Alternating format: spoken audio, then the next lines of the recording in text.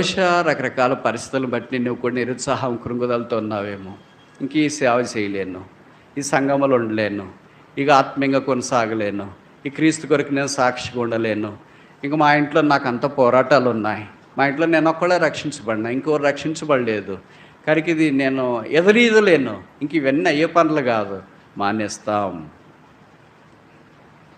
యాత్ర చేయు మార్గములు వారికి అతిథి. యాత్ర చేసేవారికి యాత్ర మార్గాలు ఉంటాయి, యాత్ర చేయకుండా ఆగిపోయేవారికి వారు దేవుడు సిద్ధపరిచిన గమ్యానికి చేరుకోలేరు. కనుక యాత్రలో అలసిపోయినవేమో.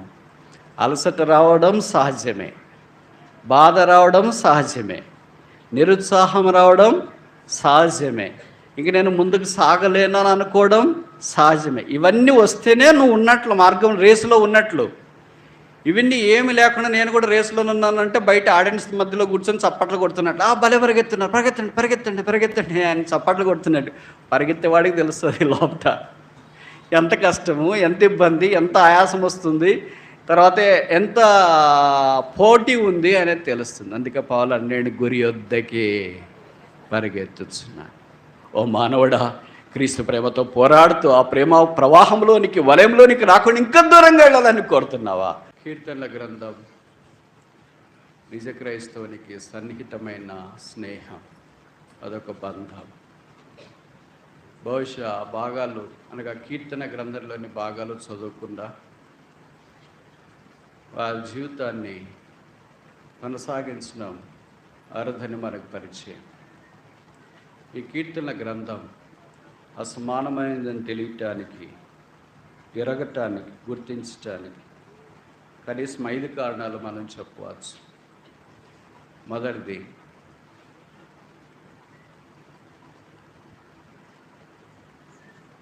ఇది వ్యక్తిగతమైన కీర్తన, పర్సనల్ సాంగ్.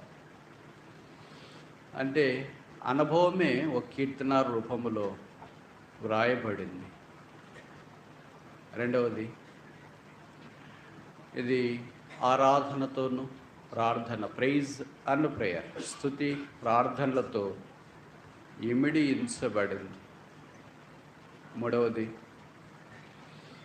ఈ కీర్తనలో పెద్ద కీర్తన, చిన్న కీర్తన. ఇంకో మాటలో చెప్పాలంటే బైబిల్లో పెద్ద అధ్యాయం, చిన్న అధ్యాయం. 119వ కీర్తన పెద్ద అధ్యాయం అంటారు. ఆ తర్వాత 117 చిన్న అధ్యాయం అని అంటారు. అది ఉంది. ఇప్పుడు ఎన్ని కారణాలు చెప్పాను? 3 కారణాలు. 4వ కారణం ఏంటంటే, ఈ కీర్తనలో ఓల్డ్ సాంగ్, పురాతన కీర్తన ఉంది. 90వ కీర్తన మోషే చేసిన ప్రార్థన. ప్రభువా, తరతరములు మా నివాస స్థలము నీవే. అలాగే సొలొమోను రాసిన కీర్తన 127 కూడా మనం చూస్తాం. 5వది, ఆఖరి కారణం, 66 పుస్తకాల బైబిల్లో ఈ పుస్తకం మాత్రమే కనీసం 7 మంది మానవ రచయితలు రాశారు. మిగతా ఏ పుస్తకం ఆదికాండం అంటే ఒకళ్ళే రాశారు, నిర్గమం అంటే ఒకళ్ళే రాశారు, యెషయా అంటే ఒకళ్ళే రాశారు, ఇర్మీయా అంటే ఒకళ్ళే రాశారు, సామెతలు అంటే ఒకళ్ళే రాశారు. ఇలాగ మనం తెలుస్తాం. ఒకే పుస్తకాన్ని ఎక్కువ మంది, ఇప్పుడు పౌలు చాలా పుస్తకాలు రాశాడు, 14, యోహాను 5 పుస్తకాలు రాశాడు. కానీ ఒకే పుస్తకాన్ని దాదాపు 7 మందికి పైగానే రాయడం అరదు. అదే కీర్తనల సమాహారం. ఈ 5 కారణాలను బట్టి ఇది విశిష్టమైనదని మనకు పరిచయం. ఈ కీర్తనలో కనీసం 5 ప్రాముఖ్యమైన అంశాలను ప్రస్తావించినారు. మొదటిది ప్రైజ్, స్తుతి, ఆరాధన. నిత్యము ఆయన కీర్తి నా నోట నుండును. రెండవది ప్రేయర్, ప్రార్థన. విడువక మానక ప్రార్థన చేస్తున్నట్టు. I am a prayer. ఈ మాట భవిష్య కీర్తనలో ఒకటే రాయబడింది అనుకుంటా. I give my self an to prayer. నన్ను నేను ప్రార్థనకు అప్పగించుకొని ఉన్నాను. మూడవది ద పీపుల్ ఆఫ్ గాడ్, దేవుని ప్రజలు. రకరకాలైన వాళ్ళు దీంట్లో కనిపిస్తున్నారు. లేవీలు కనిపిస్తారు, యాజకులు కనిపిస్తారు, పక్షులు కనిపిస్తారు, జంతువులు కనిపిస్తారు, మనుషులు కనిపిస్తారు, రాజులు కనిపిస్తారు, చెప్పలేనంత మంది కనిపిస్తారు. వీరందరితో పాటు దేవుని ప్రజలు, ఆయన ఏర్పాటు చేసుకున్న సమూహం మనకు కనిపిస్తుంది.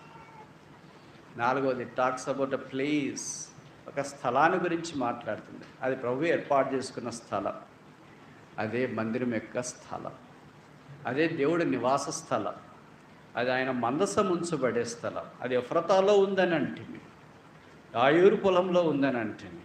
యెహోవా లెమ్ము, బలసూచకమైన మందసముతో కూడా రమ్ము, 132వ కీర్తన. ఐదవది ఆఖరిది, ఈ కీర్తన చాలా సంగతులు మనకు ప్రాఫెసీ అంటే ప్రవచనాన్ని కూడా తెలియచేస్తుంది. 22వ కీర్తన మనకు తెలుసు కదా, యేసు ప్రభు యొక్క సిలువను జ్ఞాపకం చేస్తుందని మనం ఎరుగుదాం. 24వ కీర్తన యేసు ప్రభు యొక్క రాకడను కూడా తెలియచేస్తుందని మనం ఎరుగుదాం. కనుక ఈ కీర్తన is a sheer blend of so many ingredients interwoven so as to give a fabric that gives a divine look. దైవికమైన ఒక అందమైన వస్త్రము తయారు చేయడానికి పరిశుద్ధాత్మ దేవుడు వివిధ రకాలైన రంగులతో అల్లిన దారాల యొక్క రంగుల సముదాయమే ఈ కీర్తన. చాలాసార్లు మనం తేలిక అనుకుంటాం, అయ్యో ఈ కీర్తన నాకు తెలుసులేదు, చాలాసార్లు చెప్పేసాను. చూడండి, బైబిల్ మనం చదివేటప్పుడు ఇవన్నీ ఎందుకు చెప్తున్నామంటే, ఏదో ఒక అర్ధగంట గంటసేపు వాక్యం చెప్పవచ్చు, అది కాదు ఇక్కడ ఉద్దేశం. నేను ఎక్కడికి వెళ్ళినా ముఖ్యంగా కొంతమంది, ఒక 100 మందిలో ఒకరిద్దరైనా బైబిల్ విద్యార్థులు, నిజమైన sincere students of the scriptures సిద్ధపడాలనే ఆశ. ఊరికే వాక్యం విని వెళ్ళిపోయాడు మస్తుకున్నారు, యూట్యూబ్లో అదే పనే చేస్తున్నారు. చాలామంది ఇళ్లలో బెడ్లోన కూర్చొని, కార్డర్లో కూర్చొని, చైర్లో కూర్చొని, బయట కూర్చొని, అటు కూర్చొని, లేదా ప్రయాణంలో దోతా యూజువల్గా చేస్తూనే ఉంటారు. బట్ సిద్ధపరచబడే sincere students of the scriptures, వాక్యం యొక్క నిజమైన విద్యార్థులు తయారు కావాలంటే, అది విద్యార్థి అంటే ఒకేసారి ఓపెన్ యూనివర్సిటీలో మీద డిగ్రీ కడితే రాదు. చాలామంది విశ్వాసులు డిగ్రీలు కట్టుకుంటున్నారు అట్లా. అంటే ఓపెన్ యూనివర్సిటీలో కట్టినట్లు బైబిల్ ఏముంది నాకు కూడా తెలుసులే, అట్టు కాదు. దీని అక్షరమాలతో నుండి ఆరంభించాలి, ఆతో నుండి ఆరంభించాలంటే అర్థమేంటి? పరిశుద్ధాత్మ దేవుని ద్వారా ఒక్కొక్క సంగతిని మనం గుర్తించడానికి ఇప్పుడు ఆరంభించాలి. ఇక్కడ బైబిల్ చదివేటప్పుడు ఈ 2 విషయాలతో లేదా ఈ 2 దృక్పథంతో మనం ఎప్పుడు చదవకూడదు. మొదటి దృక్పథం, I cannot understand anything in the scriptures. వాక్యంలో నాకు ఏం అర్థం కాదు కనుక నేను చదవను, లేకపోతే చదవడంలో ఎలాగ అర్థం కాదు కదా అని చదవకూడదు. మన యొక్క వైఖరి అలాగున్నప్పుడు దేవుడు మనతో మాట్లాడటానికి ప్రయత్నం చేస్తాడు. ఇది దేవుడు ఉన్నప్పుడు దేవుడు మనతో మాట్లాడటానికి ప్రయత్నం చేస్తాడు. ఇది దేవుడు మాట్లాడాలని అనుకునే వాళ్ళకి, చాలామందికి అలాగేముండదు. ఏదో వచ్చినా వింటాం, తర్వాత మన పని మనం చూసుకున్నాం. ఇక్కడ కూర్చున్నా కూడా మన పనులకు గుర్తొస్తూ ఉంటాయి.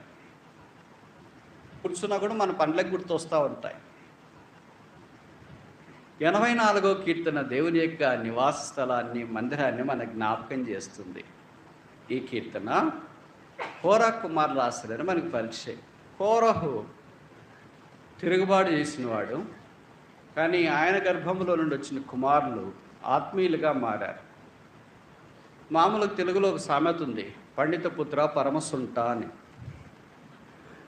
వాళ్ళ నాన్నగారేమో పండితుడు, కొడుకేమో అక్షరాలు కూడా రావు. బట్ ఇక్కడ ఇది రివర్స్లో ఉంది. వాళ్ళ నాన్నగారేమో అవిధేయుడు, కొడుకులేమో విధేయులు. వాళ్ళ నాన్నకేమో దేవుని ఉగ్రత వచ్చింది, కుమారులకి మీదకేమో దేవుని ఆత్మ దిగి వచ్చింది. వాళ్ళ నాన్నగారేమో మాణించినాడు, వీళ్ళేమో ఇతరులకు జీవము దయచేయటానికి పూనుకున్నారు. కనుక దేవుడు నాన్నగారిని అమ్మగారిని ఎలా వాడుకున్నాడో పిల్లలు కూడా అలాగే వాడుకుంటాడు అనటానికి లేదు. ఇది ప్రత్యేకం, ఎవరి భక్తి వాళ్ళదే, ఎవరి ఆత్మీయత వారిదే అనటానికి 84వ కీర్తన ఒక నిలువెత్తటి నిదర్శనం. విచిత్రం ఏంటంటే వీళ్ళని నిరాకరించినారు అప్పటి దినాల్లో. ఎందుకంటే కోరహ అంటేనే కదా నిరాకరించినారు, రావద్దు మందిరం దగ్గరికి, నువ్వు బయటే ఉండాలా, ఎందుకంటే నిన్న బట్టే చచ్చిపోయారు, ఇది ఇరుగు పొరుగు వారు కూడా, కనుక పాలన కొద్దిగా దూరంగా ఉంటే మంచి, దూరంగా వెళ్ళండి, భూకంపం వచ్చేస్తుంది, భూమి నెరలు విడుస్తుంది, వారిని మింగేస్తున్నాము అని అంటే అందరూ దూరంగా వెళ్ళారు. భూకంపం వచ్చింది, వాళ్ళు మింగివేయబారు. ఇప్పుడు ప్రజలు ఇంక వాళ్ళ దగ్గరికి రానియట్లేదు. దేవుడు తన గుడారంలోనికి ఆయన రానిచ్చిన.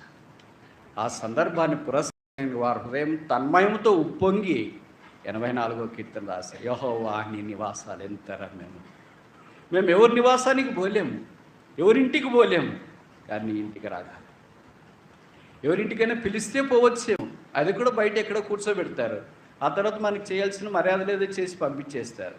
కానీ నీ ఇంట్లోనికి నేను నేరుగా ప్రవేశించగలను. అందరి ఇళ్ళ కంటే నీ ఇళ్ళు, అందరి నివాసం కంటే నీ నివాసము, అందరి విశ్రాంతి స్థలం కంటే నీ విశ్రాంతి స్థలము. ఎలాంటిదంటే అందరి ఇళ్ళలో బహుశా మనుషులే ఉంటారు, నీ ఇంట్లో నాలాంటి పిచ్చుకలు కూడా రావచ్చు. అది దేవుడికి కోరహ కుమారులకు మధ్య పెనివేసుకున్న ఆత్మీయ బంధం. అందుకనే వారు ఆ కీర్తన రాసి, యెహోవా సైన్యములకు అధిపతికి యెహోవా నీ నివాసములు. ఈ వచ్చిన భక్సింగ్ గారికి చాలా ఇష్టము.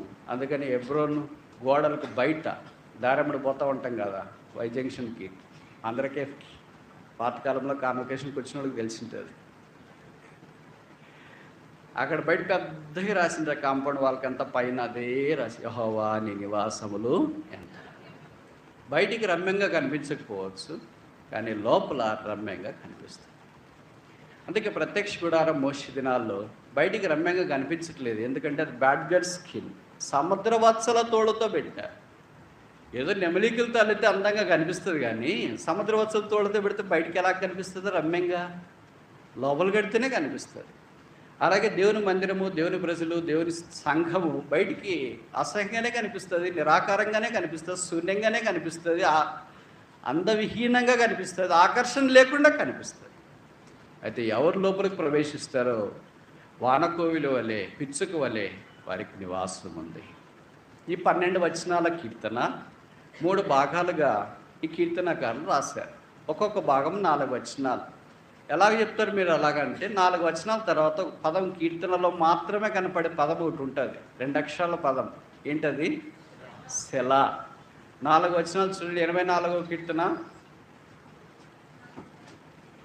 84వ కీర్తన 4వ వచనం ఆఖరి వరుస సెలా. అంటే ఇక్కడికి ఒక భాగం. సెలా అంటే ఏంటి?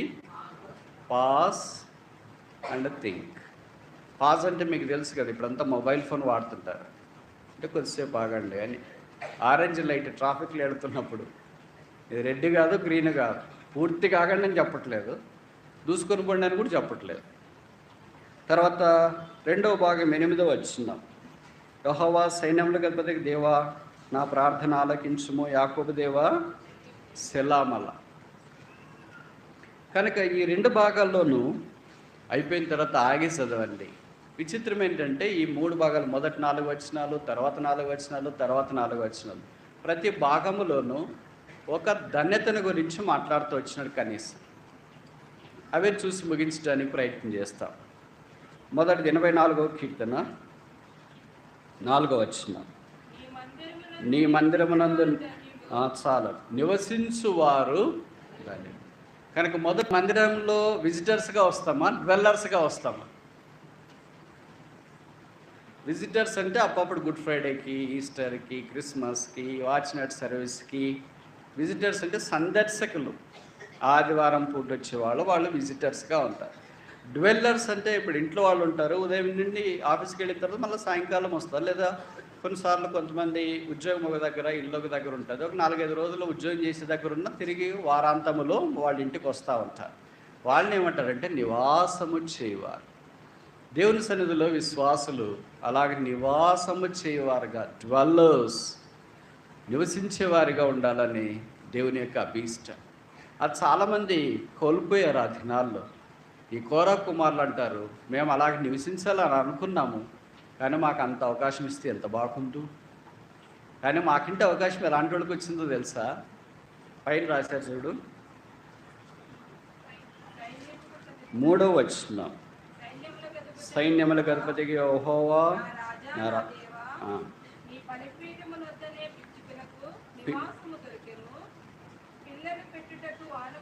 చాలు.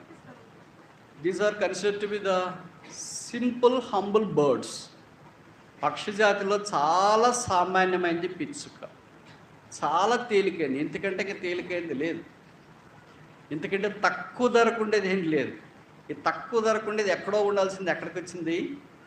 బలిపీఠం దగ్గరికి వచ్చింది. వానకోయిలకు కూడా నివాస స్థలంగా పిల్లలు తీసుకోవటానికి వచ్చింది. అంటే ఏంటి?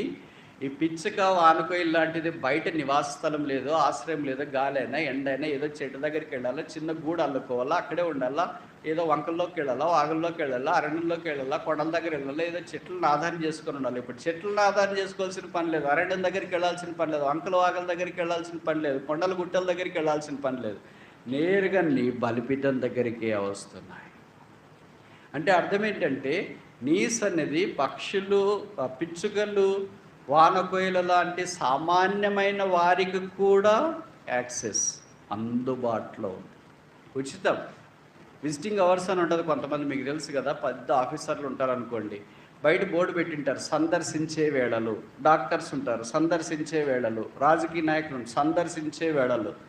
సరే, సాయంకాలం 3 నుండి 6 దాకా సందర్శించే వేళలు అనే రాసింటారు అనుకో. మనం అప్పుడు పోతే పొరపాటును కూడా లోపల ఉండరు వాళ్ళు, ఎందుకంటే ఉండరనే బయట పెట్టినారు ఆ బోర్డు. అర్థమైంది నేను చెప్పే మాటలు? అందరూ ఇలాగే ఉంటారని కాదు, సాధారణంగా అలాగే ఉంటుంది అన్నమాట. సందర్శిస్తామని పోయితే ఉంటే కదా సందర్శించడానికి. బోర్డు చూసి బయటకు వస్తామంటే మనం ఎవరైనా పక్కన వాళ్ళు అంటే, ఏంటండి సార్ గారు లేరా, మేమ గారు లేరా అంటే, లేరు, ఊరు వెళ్ళారు, వచ్చే వారం రండి అంట. రేపు కూడా రండి కాదు, వారాలు వారాలు, నెలలు అట్లనే పోతూ ఉంటుంది. ఇంక మనకు విసుగు వస్తుంది, ఏం సందర్శిస్తానులే వెళ్ళింది అని. కానీ యేసుప్రభు దగ్గరికి ఎప్పుడైనా వెళ్ళొచ్చు. Permission, prayer permission. కొన్నిసార్లు తలుపులకు, ఆఫీసర్స్ ఉన్న ఛాంబర్ తలుపులకు బయట రాసింటారు, with no permission or no admission without permission. అనుమతి లేనిదే లోపలికి ప్రవేశించరాదు. అది అధికారుల దగ్గర, రాజకీయ నాయకుల దగ్గర, లోకంలో గొప్పవారి యొక్క ఛాంబర్స్ బయట ఆ పని ఉంటుంది. కానీ యేసుక్రీస్తు ప్రభు యొక్క రాజ్యానికి, సింహాసనానికి బయట అలాగుండదు. No admission without permission. అనుమతి లేనిదే లోపలికి రాకూడదు. పిచ్చుక కూడా పోతుంది, వానకోయిలకు కూడా పోతుంది. యేసుక్రీస్తు ప్రభు ద్వారా కొత్త నిబంధనలు దేవుడు మనకు అనుగ్రహించిన ఆధిక్యత ఏంటంటే, ఆయన సన్నిధిలోనికి ఎప్పుడైనా, ఎక్కడైనా, ఎలాంటి పరిస్థితుల్లో అయినా పాపి అయిన మానవుడు పాపాన్ని శుద్ధీకరించుకొని రక్షణ పొంది, పాప క్షమాపణ పొంది వెళ్ళటానికి దేవుడు మార్గమం, సుగమం చేశాడు. అది ఆయన శరీరం అనే తెర ద్వారా, అదే శిలువ ద్వారా మానవునికి సంప్రాప్తమైంది. హెబ్రీ 4:16 అదే మాట చూస్తున్నాం. కాబట్టి ఎవరైనా చదువుతారా? కనుక మనము కనికరించబడి సమయోచితమైన సహాయం పొందునట్లు, సమయోచితమైన సహాయం. సరే, ఇప్పుడు నేను ఒక ప్రశ్న అడగవచ్చా? నేను మిమ్మల్ని ప్రశ్న అడిగేంతటి వాడిని కాదు. సహాయము, హెల్ప్ అనే మాట బైబిల్లో చాలాసార్లు రాశారు. ఎన్నిసార్లు రాశారు? మొదటి ప్రశ్న బైబిల్లో మొదట ఎక్కడ రాశారు, చివరికి ఎక్కడ రాశారు? రెండో ప్రశ్న. మూడో ప్రశ్న, ఏ పుస్తకంలో సహాయం అన్నమాట ఎక్కువ రాసినారు? నాలుగో ప్రశ్న, ఎవరు నిజమైన సహాయకుడు? ఐదో ప్రశ్న, మనము ఏమన్నా ఈ రకమా? నాకు తెలిసి ఈ 5 ప్రశ్నల్లో 4గో ప్రశ్న మా జవాబు మాత్రం అందరి దగ్గర ఉంటుంది. ఎవరు నిజమైన సహాయకుడు అంటే మీరా? Very good. 46వ కీర్తన అనుకుంటా కదా, మొదటి వచ్చినాం. Is a present help at the time of trouble, need. ఆపత్కాలంలో నమ్ముకొనదగిన సహాయకుడు. 121వ కీర్తన మనకు పరిచయం కదా, కొండల తట్టు నాకు అనలేచున్నాను, నాకు సహాయం ఎక్కడి నుండి వచ్చిన, భూమి ఆకాశం సృజించిన యెహోవా వలననే నాకు సహాయము కలుగును. ఈ సహాయం అన్నమాట బైబిల్లో చాలాసార్లు కనిపిస్తుంది. ఇప్పుడు సమయార్థబాటుని బట్టి అన్ని ప్రశ్నలకు జవాబు చెప్పను, ఒక్క ప్రశ్నకు మాత్రం జవాబు చెప్తా. ఆ ప్రశ్న ఏంటంటే, ఆఖరికి ఎక్కడ రాసినారంటే ఇక్కడే 4:16, సమయోచితమైన సహాయం, హెల్ప్ హెల్ప్ హెల్ప్. కనుక ప్రార్థన ద్వారా మానవుడు దేవుని యొద్ద నుండి సహాయం పొందుతుంటాడు. హెల్ప్ అనే పదము ఎలాంటి వారినైనా, ఎలాంటి కఠిన హృదయాలు కలిగిన వారినైనా మారుస్తుంది అని అంటారు. కొద్దిగా నాకు హెల్ప్ చేయండి ఈ విషయంలో అని అంటే నిజంగా మారుతారు అంటారు. అట్లా మారిన వాళ్ళు కూడా చాలామంది ఉన్నారు. హెల్ప్ చేయడానికి బదులుగా హామ్ చేసేవాళ్ళు ఉంటారు అనుకో. మందిరంలో 2 రకాల ప్రజలు ఉంటారు. మొదటి రకం ఏంటంటే హెల్పింగ్ పీపుల్, రెండవ రకం ఏంటంటే హార్మింగ్ పీపుల్. మీకు ఎలాగ తెలుసు? నేనంటే 4 సంఘాలు తిరుగుతుంటా, నాకు తెలుసు. మీకు కూడా అలాగే తెలుసా? హెల్పింగ్ పీపుల్ తక్కువ మంది ఉంటారు. వీళ్ళు సహాయం చేసేవాళ్ళు, ఏ పనికైనా వాళ్ళు ముందుకు వస్తూ ఉంటారు. ఒక వ్యక్తి బాగాలేడు, హాస్పిటల్లో ఉన్నాడు, ఎవరు అటెండెంట్స్ లేరంటే నేను వెళ్తానులేండి వాళ్ళకి హెల్ప్ చేస్తాను అంటారు. ఆ తర్వాత పలానా స్థలంలో ఎక్కడో ఉన్నారు, వాళ్ళకి భోజనం ఇచ్చి రావాలంటే సరే నేను ఇచ్చేసి వస్తానులేండి అని ఇంకెంత దాకా సహాయం చేస్తారంటే, పలానా ఇంట్లో ఒక విశ్వాసం చనిపోయినాడు, ఎవరు స్నానం చేయించట్లేదంటే నేను వస్తానులేండి స్నానం అంటే they go to help others to the core. చనిపోయిన పార్ట్ ఆఫ్ దేహానికి కూడా స్నానం చేయించే అంతగా వారు సహాయం చేయటానికి పూనుకుంటారు. దాన్ని ప్రజలు వేరుగా అర్థం చేసుకుంటారు అనుకో, అది వేరే విషయము. మనకి ఎక్కువ కామర్లు ఉంటాయి కదా, పచ్చ కామర్లు అంటారు, అందరు పచ్చగానే మనకు కనిపిస్తారు. ఒకవేళ ఎవరైనా యవనస్తులు లేకపోతే మా సంఘంలో వాళ్ళు వెళ్ళి అలాగ ముసలిలో ముదుకోలో చనిపోయింటే వాళ్ళకి ఎవరు ఆశలు లేకపోతే వెళ్ళి స్నానం చేయించారనుకో, అది పక్కన వాళ్ళు చూసేవాళ్ళకి ఏం వాళ్ళకి వీళ్ళకి ఏమి లింక్, ఒకే కులమా, డబ్బులు తీసుకున్నారా, ఏమైనా వేరే కారణాలు ఉన్నాయా? అవసరమైన కారణం క్రీస్తుని బట్టి చేశారనే కారణం తప్ప అన్ని కారణాలు పోగేస్తారు. చివరికి వాళ్ళు ఓడిపోతారు. ఒక క్రీస్తు ప్రేమ మమ్మను బలవంతము చేయించు, హెల్పింగ్ పీపుల్. హార్మింగ్ పీపుల్ అంటే ఏంటి? ఇంక ప్రతిదానికి వాళ్ళు అలాగే చేస్తూనే ఉంటారు. ఇప్పుడు ఈ జంతువులు రెండు, ఏ జంతువులు? పిచ్చుక, వానకోయల. హెల్పింగా, హార్మింగా? సహాయం చేసేవే, కీడు చేసేవే? సరే, ఇప్పుడు కీడు చేసే వేరే రెండు చెప్తా, అప్పుడు చెప్పండి ఏది సహాయం చేస్తుంది, ఏది కీడు చేస్తుంది? పాము, తేలు సహాయం హెల్పర్సా?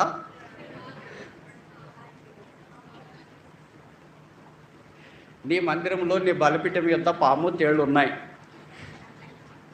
అని చెప్పలేదు ఇక్కడ. They are harming people. ఆ పాము తేళ్ళు హాని కలిగిస్తాయి. అయితే వానకోయిల, పిచ్చుక సహాయం చేస్తున్నాయి. దేవుని బలిపీఠం దగ్గర మనం అలాంటి నివాసము పొందిన వారిగా సహాయకులుగా ఉండాలని కోరబడుతున్నాం. రెండవది చూస్తామా? 84వ కీర్తన 2వ భాగం 5 నుండి 8 దాకా కదా. 5వ వచనంలోనే ఆ ధన్యుల గురించి చెప్పబడింది. నీ వలన బలమునందు మనుష్యులు ధన్యులు, యాత్ర చేయు మార్గములు వారికి అతి ప్రియములు. దేవుని వల్ల బలమునొందేవారు ధన్యులు. వాళ్ళు యాత్ర చేస్తుంటే వాళ్ళు ఆగిపోరు. అంటే అర్థం ఏంటంటే డేరింగ్ పీపుల్. సాధారణ మనం ఆగిపోవటానికి చాలా మార్గాలు, పన్నాగాలు పడుతుంటాయి. యాత్రికుని ప్రయాణం అనే పుస్తకం మీద కొంతమంది చదివింటారు. యాత్రికుడు తన పాపభారం అంతా మూట అంతా పోయిన తర్వాత పోతూ ఉంటే వాడిని అంత తేలిక పోనీరు. చూడు ఎన్ని కష్టాలు, గోతులు వస్తుంటాయి, క్రూర మృగాలు వస్తుంటాయి, దొంగలు వస్తుంటారు, రకరకాలు జరుగుతూనే ఉంటాయి చివరి దాకా. అలాగే మనం యాత్రలో సాగిపోతున్నప్పుడు రకరకాలుగా వస్తూనే ఉంటాయి. మందిరానికి రెగ్యులర్గా వచ్చినా ఏం తింటారు? భక్తి అంతా వాళ్ళకే కారిపోతుంది. రాకపోతే ఏమంటారు? వాళ్ళది ఎప్పుడో పోయింది బ్రదర్, అసలు రక్షణ లేదు బ్రదర్, వాళ్ళకి ఎక్కడ రక్షణ ఉంది, బలివాళ్ళు బ్రదర్ మీరు చెప్తున్నారు వాళ్ళని గురించి కానీ అని అంటారు. క్రమంగా వస్తే అలాగంటారు, రాకపోతే ఇలాగంటారు, మధ్య మధ్యలో వస్తే వాళ్ళు ఎప్పుడో చుట్టపు చూపుకి వచ్చిపోతారులేండి ఒకసారి అలాగా అని అంటారు. వచ్చినా అలాగంటారు, రాకున్నా అలాగంటారు. కానీ కొంతమంది విశ్వాసులు ఏం చేస్తున్నారంటే వెళ్ళి అనిపించుకోవడం ఎందుకు, వెళ్ళకోకుండా అనిపించుకుంటేనే మంచిది కదా అని అనుకుంటున్నారు. అలాగేం అనుకోవద్దండి. యాత్ర చేయు మార్గములు. ఎక్కడికి యాత్ర చేయాలా? ద్వితీయోపదేశకాండం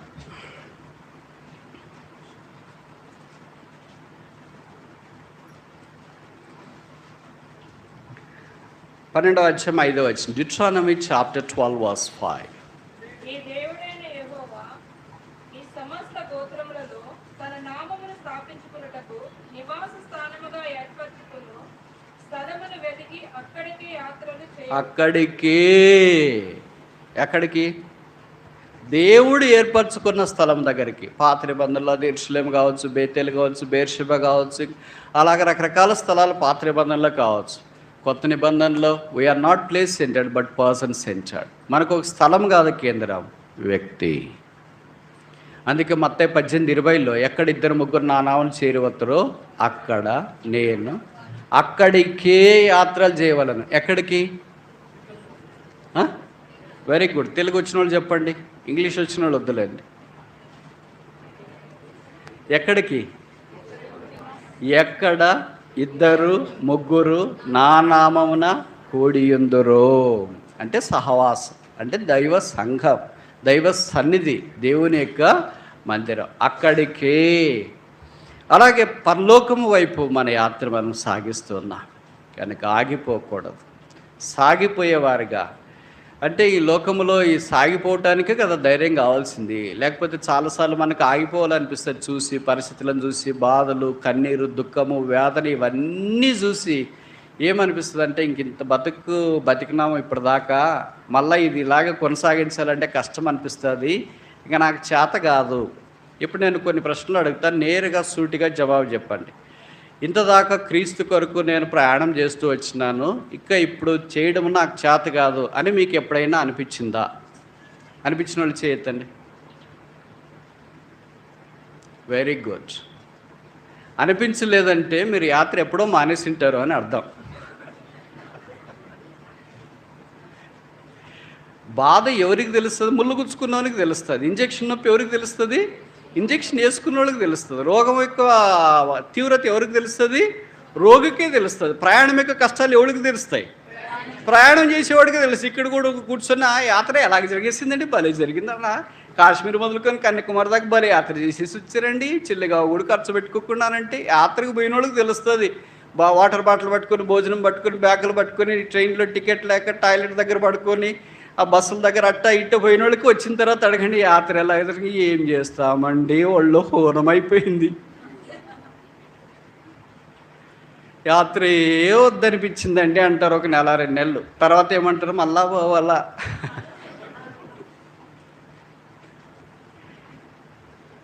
ఎప్పుడైనా మనకు అలాంటి మనసు కలిగితే అప్పుడు నిజంగా మనం యాత్రలో ఉన్నట్లు.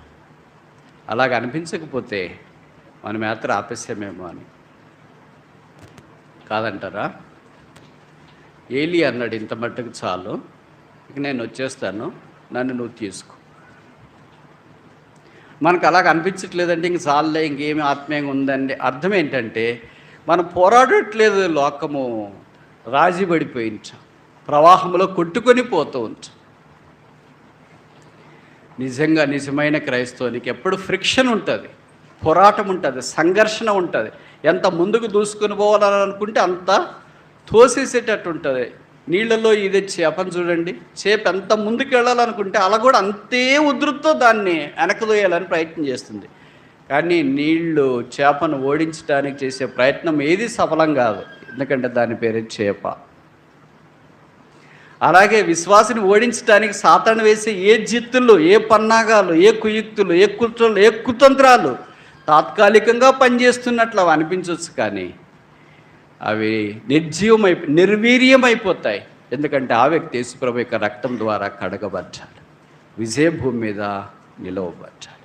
కనుక యాత్రలో అలసిపోయినావేమో, అలసట రావడం సహజమే, బాధ రావడం సహజమే, నిరుత్సాహం రావడం సహజమే, ఇంక నేను ముందుకు సాగలేనని అనుకోవడం సహజమే. ఇవన్నీ వస్తేనే నువ్వు ఉన్నట్లు, మార్గం రేసులో ఉన్నట్లు. ఇవన్నీ ఏమి లేకుండా నేను కూడా రేసులో ఉన్నానంటే బయట ఆడియన్స్ మధ్యలో కూర్చొని చప్పట్లు కొడుతున్నట్లు, భలే పరిగెత్తున్నారు, పరిగెత్తండి పరిగెత్తండి పరిగెత్తండి అని చప్పట్లు కొడుతున్నాడు. పరిగెత్తేవాడికి తెలుస్తుంది లోపల ఎంత కష్టము, ఎంత ఇబ్బంది, ఎంత ఆయాసం వస్తుంది, తర్వాత ఎంత పోటీ ఉంది అనేది తెలుస్తుంది. అందుకే పౌలు అన్నాడు, గురి వద్దకి పరిగెత్తుచున్నా.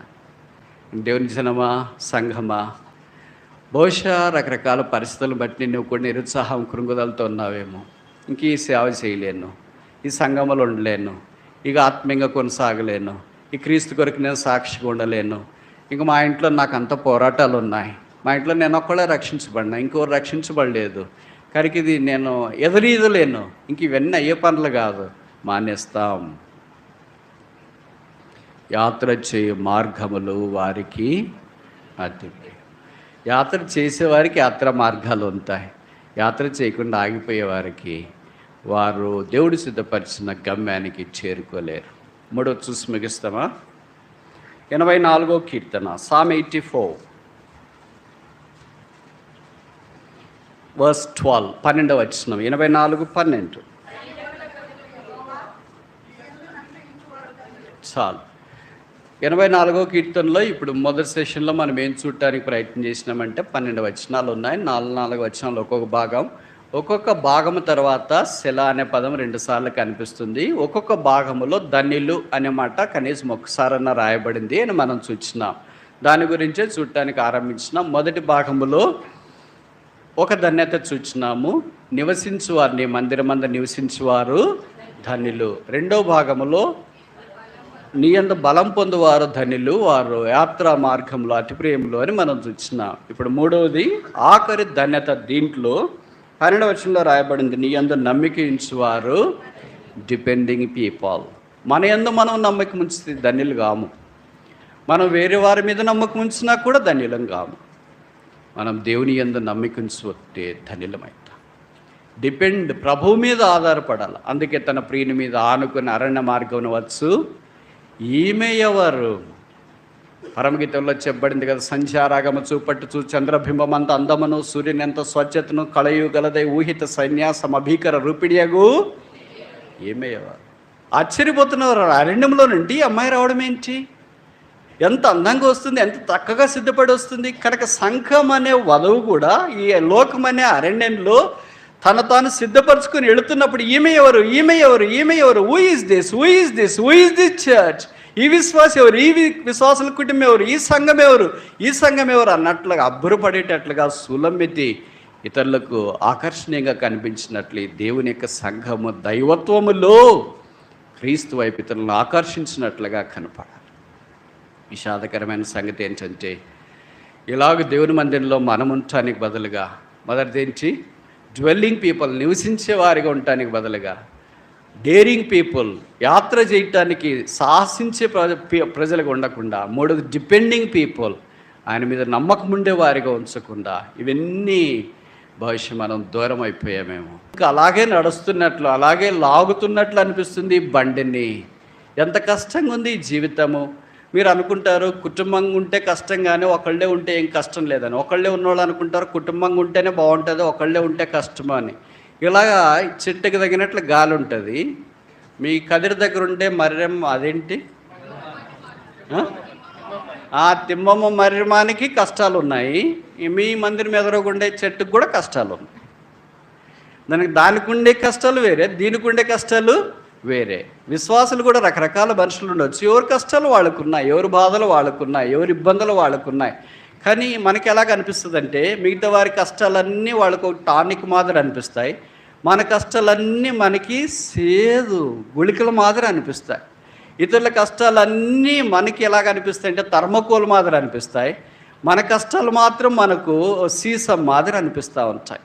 ఇతరుల కష్టాలన్నీ మనకు ఎంతో తేలిగ్గా కనిపిస్తాయి, మన కష్టాలు ఎంతో మనకు భారంగా కనిపిస్తాయి. అందుకని ఎవరైనా ఫలానా వాళ్ళ ఇబ్బందుల్లో వాళ్ళదేముందులే బ్రదర్, అదేమి ఇబ్బందులే బ్రదర్, అసలు మార్చుకోండి బ్రదర్, ఏమైందంటే జలుబు చేసిందండి, జలుబు చేసి జ్వరం వచ్చింది, అంత బాధాకరమైతే మాడపడక మీద ఉండేవాళ్ళ సంగతి ఏంటి? ప్రభు కొరకు సేవించేవారిని, దేవుని మందిరంలో ఉండేవారిని ప్రభు పిలుస్తున్నాడు. ఇంకా దేవుని సన్నిధిలో నివసించడానికి నువ్వు రాలేకపోతే మరలా జ్ఞాపకం చేస్తున్నా, దేవుని నివాసం కంటే శ్రేష్టమైనది ఈ భూమి మీద ఏం లేదు. అదే చివరిలో చెప్పడం దైవ సన్నిధి. బైబిల్లో కొంతమంది దైవ సన్నిధిని ఆపేక్షించినారు. దేవుడే అది ఆజ్ఞ జారీ చేసినాడు. ఆదికాండం 17:1 అబ్రాహాముతో అన్నాడు, అబ్రామా నా సన్నిధిలో walk before me and in my presence. దేవుని సన్నిధిలో మోషేతో అన్నాడు, నిర్గమకాండం 33:14 నా సన్నిధి నీకు. 15లో మోషే అన్నాడు, నీ సన్నిధి మాతో పాటు రానేళ్ళ మమ్మను తోడుకొని పోవద్దు. తర్వాత 1వ రాజులు 17 ఏలి అన్నాడు, నేను ఎవరిని సన్నిధిలో నిలవబడి ఉన్నాను. ఏ వ్యక్తి అయితే దేవుని సన్నిధిలో నిలబడగలడో, దేవుని సన్నిధిలో నడవగలడో, దేవుని సన్నిధిని తీసుకొని పోగలడో, ఆ వ్యక్తి ఇతరులకు ఆశీర్వాదకరంగా ఉండగలడు. ఆ దేవుని సన్నిధి దైవ మందిరం. ఎక్కడ దేవుని సన్నిధి లేదు అది దైవ మందిరము, అది ఇకాబోదు. ప్రభావము తొలగిపోయింది. యేసుక్రీస్తు ప్రభు తొట్టిలో ఉన్నాడు, అదే దేవుని మందిరము. యేసు ప్రభు దోణిలో ఉన్నాడు, అదే దేవుని మందిరము. యేసు ప్రభు కొండ మీద ఉన్నాడు, అదే దేవుని మందిరము. యేసు ప్రభు పచ్చిక బీళ్ళలో ఉన్నాడు, అదే దేవుని మందిరం. యేసు ప్రభు గెత్సేమనే తోటలో ఉన్నాడు, అదే దేవుని మందిరం. యేసు ప్రభు సుకార్ అనే గ్రామములో యాకోబు బావి దగ్గర కూర్చొని ఉన్నాడు. అదే దేవుని మందిరము. యేసు ప్రభు శిలువ మీద వేలాడదీయబడ్డాడు. అదే దేవుని మందిరం. అందుకే దేవాలయం కంటే గొప్పవాడు ఇక్కడ ఉన్నాడు. ఆ ప్రభు మన కొరకై శిలువలో రక్తము కార్చి చనిపోయి సమాచేవాడు తిరిగి లేచినాడు. ఇంతకంటే ప్రేమించే వారు లోకంలో ఎవరున్నారు?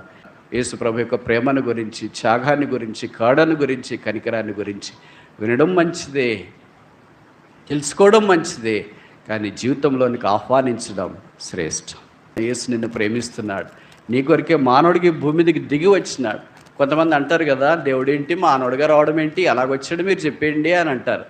ఒక దేవుడు ఆకాశ మహాకాశాలు పట్టజాలని దేవుడు సర్వయుగములకు రాసైనవాడు, జీవాధిపతి ఎవడను సమీపింపరాని మహామహిమలో అక్షయుడై నిర్మలుడై జీవిస్తున్న దేవుడు మానవుడిగా దిగి వచ్చడం అనేది మానవుడు ఎలా గ్రహిస్తాడు? ఒకవేళ నేను ఆ దేవుడు ఎలాగ దిగి వచ్చినాడో గ్రహిస్తే ఆ దేవుడు ఆయన దేవుడు కాదు, మానవుడే. మానవుడు భార్య భర్తలనే అర్థం చేసుకోలేకపోతున్నారు, తల్లిదండ్రులు పిల్లల్ని అర్థం చేసుకోలేకపోతున్నారు, పిల్లలు తల్లిదండ్రులను అర్థం చేసుకోలేకపోతున్నారు, సేవకులు బోధకులను అర్థం చేసుకోలేకపోతున్నారు, వాళ్ళు విశ్వాసాలను అర్థం చేసుకోలేకపోతున్నారు, వీళ్ళు వాళ్ళని అర్థం చేసుకోలేకపోతున్నారు, సమాజం నాయకులను అర్థం చేసుకోలేకపోతున్నారు, నాయకులు సమాజాన్ని అర్థం చేసుకోలేకపోతున్నారు. మనుషులే ఒకళ్ళొకళ్ళు అర్థం చేసుకోకుండా ఉంటే ఈ 5 అడుగుల మనిషి 6 అడుగుల మనిషి ఆకాశ మహాకాశాల పట్టజాలని దేవుడు గద్దె స్థలమైన ఈ భూమి మీద కాలు పెట్టి సింహాసనమైన పరలోకంలో కూర్చున్న దేవాది దేవుడు యుగములకు మొదలుకొని సర్వయుగములకు రాజైన వాడిని ఈ 5 అడుగులు 6 అడుగులు 70-80 సంవత్సరాలు జీవించే మనిషి ఏం అర్థం చేసుకుంటాడో? కొంతమందికి చెప్తే యేసుప్రభుని నమ్ముకోండి అంటే, దేవుని గురించి నేను బాగా తెలుసుకున్న తర్వాత నమ్ముకుంటానండి. నీకేం తెలుసు దేవుని గురించి? ఎలాగ తెలుసుకుంటావు నువ్వు దేవుని గురించి? ఆయన గురించి కనీసం వినికిడంతా, ఓ విషయమంతా, అణువంతా, పరమాణువంతా కూడా మానవుడు జీవితాంతం అంటే 70-80 సంవత్సరాలు నేర్చుకోవటానికి పూనుకున్నా సాధ్యం కాదు. బైబిల్లో రాయబడింది, ఆయన అగమ్య గోచరుడు, ఈజ్ అన్సర్చబుల్. ఆయన నేను తెలుసుకోగలిగితే ఆయన నాలాంటి మానవుడు అవుతాడు, కానీ ఆయన దేవుడు ఎలాగైతాడు? ఆయన నేను గ్రహించగలిగితే ఆయన నాలాంటి మానవుడు అవుతాడు, కానీ ఆయన దేవుడు ఎలాగైతాడు? ఏ మానవ జ్ఞానానికి, ఏ మానవ యొక్క శక్తికి, ఏ మానవ యొక్క స్వరూపానికి, ఏ మానవ యొక్క తలకు, కళ్ళకు, చెవులకు, హృదయానికి గోచరంగా గోచరుడు ఆయన పేరే యేసుక్రీస్తు. అందుకే మానవుని ప్రేమించి బైబిల్లో రాయబడిన దేవుడు ఒక్కడే, దేవునికి నేను నరులకు మధ్యవర్తి ఒక్కడే, ఆయనే క్రీస్తు నరుడు. ఆ యేసు మానవుడికి భూమి మీదకి దిగి వచ్చినాడు. యేసుక్రీస్తు ప్రభువే ఒక మర్మము. మీరు ఎప్పుడైనా గమనించినారా? ఈ ఒక సాధారణమైన ఒక మనుషుడు, ఎవరో ఒక బైబిల్ పండితుడు చెప్పాడు, the greatest mystery of this world is a man born to a woman. ఒక స్త్రీకి గర్భంలో నుండి పురుషుడు లేదా పిల్లలు రావడం ఈ భూమి మీదకి అదే గొప్ప మర్మము. ఇది ఎవరు చేయలేరు, ఎక్కడ చేయలేరు. ఇది ఎవరి వల్ల కాదు, ఒక్కడు మాత్రమే చేయగలడు. ఆయన పేరే యేసుక్రీస్తు ప్రభు. ఆ ఒక్కడు మానవాకారాన్ని సశరీరుడికి భూమి మీద ప్రత్యక్షమయ్యాడు. పాపం లేనివాడిగా జన్మించినాడు, పాపం మెరిగిన వాడిగా జీవించాడు, పాపముగా చేయబట్టానికి శిలువ మీదకి వెళ్ళాడు. తల మీద ముళ్ళ కిరీటం, ముఖం మీద ఉమ్మి, చేతుల్లో మేకులు, దేహం అంతా కొడ దెబ్బలు, ప్రక్కలో బొల్లెపోట, రక్తం కార్చి ఆ శిలువలో వేలాడుతూ, తండ్రి వీరేమి చేయించున్నారో వీరెవరికనుక వీరిని క్షమించు అని క్షమాపణ శిలువలో నుండి ప్రవహింపచేసిన ఒకే ఒక్క రక్షకుడు యేసునాథుడు, లోకరక్షకుడు, పాపిని ప్రేమించినవాడు, పాపి కొరకే ప్రాణం పెట్టడానికి ఇష్టపడినవాడు. ఈ దినాల్లో లోకంలో మనం చూస్తుంటాం కదా, తల్లిదండ్రుల కొరకు పిల్లలు రక్తం ఇవ్వాలంటేనే కష్టం, పిల్లల కొరకు తల్లిదండ్రులు అవయవ దానాలు చేయాలంటేనే కష్టమే. ఒక్కసారి నువ్వు అవయవదానం చేసినా, రక్తం ఇచ్చినా, సహాయం చేయడానికి ముందుకు వచ్చినా అది తిరిగి సూటి కాకపోతే వారి మానవానికి వారసులన్న సంగతి నీకంటే వారికంటే నీకు బాగా తెలిసే, దేవాది దేవుడైన మానవుని కొరకు తన ప్రాణాన్ని సైతము దారదత్తం చేయడానికి ఒక నీతిమంతుడు దుర్నీతిమంతుని కొరకు ఎందుకు వచ్చాడు? ఇది మర్మం కాదా? ఒక పరలోక బంధున దేవుడు మానవుడు భూమి మీద జీవిస్తున్న మానవుని కొరకు ఎందుకు మరణించడానికి ఇష్టపడ్డాడు? ఇది మర్మము కాదా? కనుక ఈ మర్మాలు మానవ జ్ఞానానికి మించింది. అది ఒక్కటి మాత్రం నమ్మాలా. బైబిల్ సెలవిస్తుంది, యేసుక్రీస్తు రక్షకుడని హృదయమందు విశ్వసించి నోటితో ఒప్పుకుంటే నువ్వు రక్షణ పొందుతావు. యేసు రక్తం ప్రతి పాపం నుండి మనల్ని కడిగి పవిత్రులుగా చేస్తుంది. దేవుని యొక్క ప్రేమ మానవ జ్ఞానానికి ఊహకు మించింది. తెలుసు కదా, మీరు తల్లిదండ్రులు ఉంటారు, మీ చిన్న పిల్లలు ఉంటారు అనుకోండి, వాళ్ళు మీరు పిల్లలు దగ్గర కూర్చోబెట్టుకొని ఉంటారు. వాళ్ళకి ఏదో చిన్న లెక్కలో లేకపోతే ఏదైనా చెప్పడానికి ప్రయత్నం చేస్తారు. 2+2 ఎంతరా అని అంటాడు, వాడు 10 అని అన్నాడు అనుకోండి. 10 అంటావేంట్రా అని విసిరేస్తారా? అదే మీ దగ్గర ఒక వాచ్ ఉందనుకోండి, ఇది టైట్ చేయించట్లేదు, దీనికి బ్యాటరీ వేసినారు, అయినా పని చేయట్లేదు, దీన్ని ఏం చేస్తారు? ఇంక పడేస్తారు. మీ దగ్గర అద్దాలు ఉన్నాయనుకోండి, దీన్ని అన్నీ ఈశ్వరులకు మన భారతదేశంలో రిపేర్ చేసి దాన్ని చివరిదాకా తీసుకొని వస్తాం. కాళ్ళకి వేసుకునే చెప్పులు కూడా పోకుండానే మనం పడేయము, దానికి వీలైనంత దాకా ఇంక మ్యాక్సిమం ఇంక దీన్ని ఎవరు ఏం చేయలేరనే స్టేజ్కి వచ్చిన తర్వాత అప్పుడు మనం పడేయటానికి ప్రయత్నం చేస్తాం. మనం వాడే డైలీ టూత్పేస్ట్ కూడా చివరి దాకా చుట్టి చివరి డ్రాప్ కూడా మనం వదిలేయటానికి ఇష్టపడము. అలాగ చేసిన తర్వాత వదిలేస్తాం, అంతేనా? ఒకవేళ ఇది పని చేయకపోతే వదిలేస్తాం, తప్పు చెప్తే వదిలేస్తాం, తప్పు చూపిస్తే వదిలేస్తాం, బాగాలేకపోతే వదిలేస్తాం. ఇప్పుడు నీ కొడుకు 2 + 2 అంటే 10 అని చెప్పాడు, మరి వాడిని వదిలేసావా? వీడింతే నా కడపని చెడబుట్టాడు, 2 తప్పులు చెప్పేసాడు ఆయన వదిలేసావా? ఏం చేస్తావు మరి?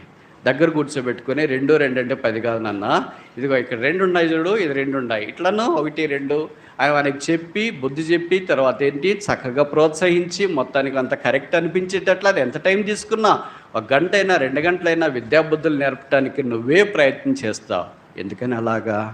ఎందుకు పడేయలేదు? ఎందుకు నేర్పించినావు? 9 నెలలు మోసి కన్నావు, నీ రక్తం ప్రవహిస్తుంది, నీ రూపం వారిలో ఉంది, నీకు పడేయటానికి మనసు రాదు, అంగీకరించడానికి వచ్చింది.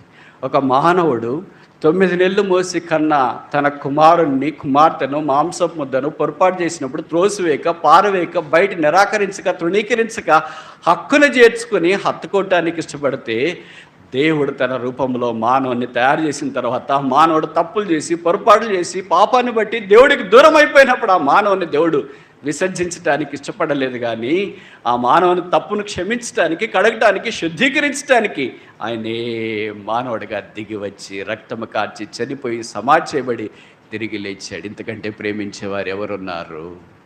ఎక్కడున్నారు?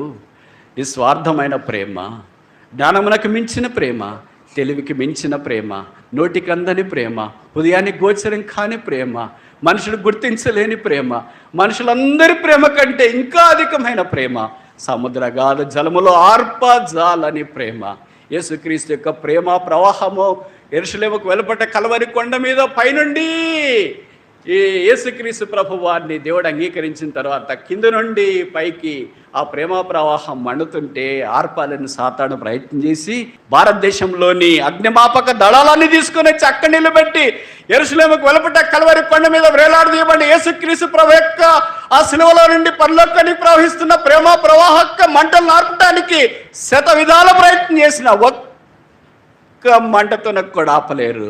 ఆసియా ఖండం ప్రపంచమంతా తీసుకుని వచ్చినారు. పసిఫిక్ మహాసముద్రం నీళ్ళు అయిపోయినాయేమో, అగ్నిమాపక దళాలు అయిపోయినాయేమో, పోరాడే వాళ్ళు అయిపోయినారేమో, ఆ ప్రేమ ప్రవాహం ఆగిపోలేదు. పరమగీతంలో చెప్పబడింది, నీ ప్రేమ మరణం అంత బలం గలది, అది అగ్ని జ్వాలలు దాన్ని ఆర్పచాలం. సముద్రము వచ్చినా కూడా దాన్ని ఆర్పలే. 10 కిలోమీటర్లు ఎత్తైన హిమాలయ పర్వతాన్ని కూడా సముద్రాలు ముంచేయగలవు. క్రీస్తు ప్రేమను ముంచలేవు, క్రీస్తు ప్రేమను ఆర్పచాలవు. క్రీస్తు ప్రేమకు అతీతమైనది భూమి మీద ఏమీ లేదు. ఓ మానవుడా, క్రీస్తు ప్రేమతో పోరాడుతూ ఆ ప్రేమ ప్రవాహంలోనికి, వలయంలోనికి రాకుండా ఇంకా దూరంగా వెళ్ళాలని కోరుతున్నావా? ప్రభువైన యేసునందు విశ్వాసం ఉంచుము, అప్పుడు మీరును మీ ఇంటి వారిను రక్షణ పొందుదురు. మీరే దేవుని నివాస స్థలముగా, దేవుని మందిరముగా కావాలని దేవుడు కోరుతున్నాడు. ఇట్టి ఆధిక్యత, ఇట్టి భాగ్యము నీకొద్దా? వానకోగిల ఎక్కడికి వెళుతున్నావు? పిచ్చుక ఎక్కడికి వెళుతున్నావు? పావురమా ఎక్కడికి వెళుతున్నావు? కాకి ఎక్కడికి వెళుతున్నావు? పక్షిరాజు ఎక్కడికి వెళుతున్నావు? బలిపీఠం యొద్దే కదా నీకు, సిలువ యొద్దే కదా నీ దాగుచోటు. యేసు, నన్ను క్షమించి నన్ను అంగీకరించు. ఇదే నీ ప్రార్థన అయితే మేము నీ కొరకు ప్రార్థన చేయాలని కోరుతున్నాం.